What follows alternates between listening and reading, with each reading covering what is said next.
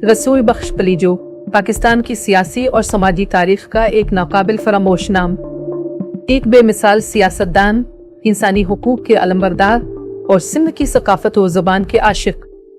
अगर सारे लोगों को यहाँ मेरे मुल्क पर कब्जा करने का हक है, मेरी कोई जाति, मेरी कोई इज्तिमाई, मेरी कोई कौमी वतन नहीं है।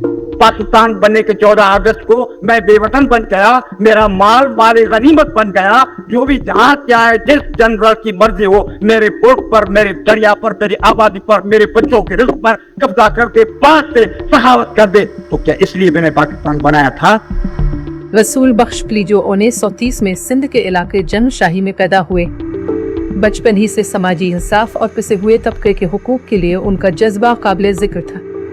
1950 की दहाई में सियासत में कदम रखते हुए उन्होंने पंजाबी बालादस्ती के खिलाफ आवाज बुलंद की और हमेशा सिंध के लोगों की खुद मुख्तारी और सकाफती हुकूक के लिए लड़ते रहे। उनकी इनकलाबी ख्यालात और गैर मामूली जिदोजहद ने उन्हें सिंध की सियासत में एक मुनफरिद मकाम दिया। हम लोग कहते हैं कि ये वतन हमारा है, और इस मुल्क में और वतन में अगर 50 करोड़ आदमी और भी आ जाएं तो भी हमारा है।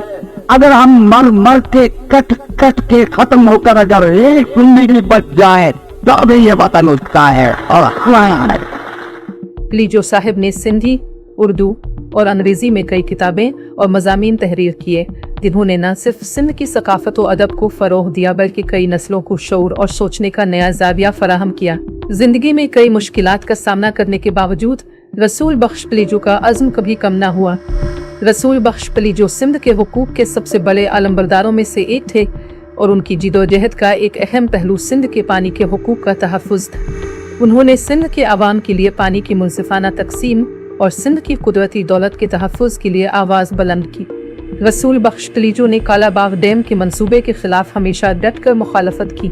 पलीजो साहिब का मौक़िफ़ था कि कालाबाग डैम की तामीर से सिंध के हिस्से का पहले से कम होता हुआ पानी मज़ीद कम हो जाएगा और सूबे में पानी की कमी का बहरान शिद्दत इख्तियार कर जाएगा। पलीजो साहिब ने अवामी तहरीक की बुनियाद रखी जो सिंध के महरूम तबके की आवाज़ बन गई और लोगों को इंसाफ और मुसावात की राह दिखाए। उनकी रहनुमाई में अवामी तहरीक ने सिंध के अवाम को नए ख्वाब दिखाए और जुल्म के खिलाफ डट जाने का हौसला दिया। उनकी ये बेमिसाल जिदोजहद आज भी हमें याद दिलाती है कि अपने हुकूक और वसाइल के तहफ़्फ़ुज़ के लिए आवाज़ उठाना हर कौम का हक है। सिंध की सरजमीन, दरियाए सिंध की ताकत और पलीजो साहिब की जिदोजहद हमारे लिए एक मशल रहा है।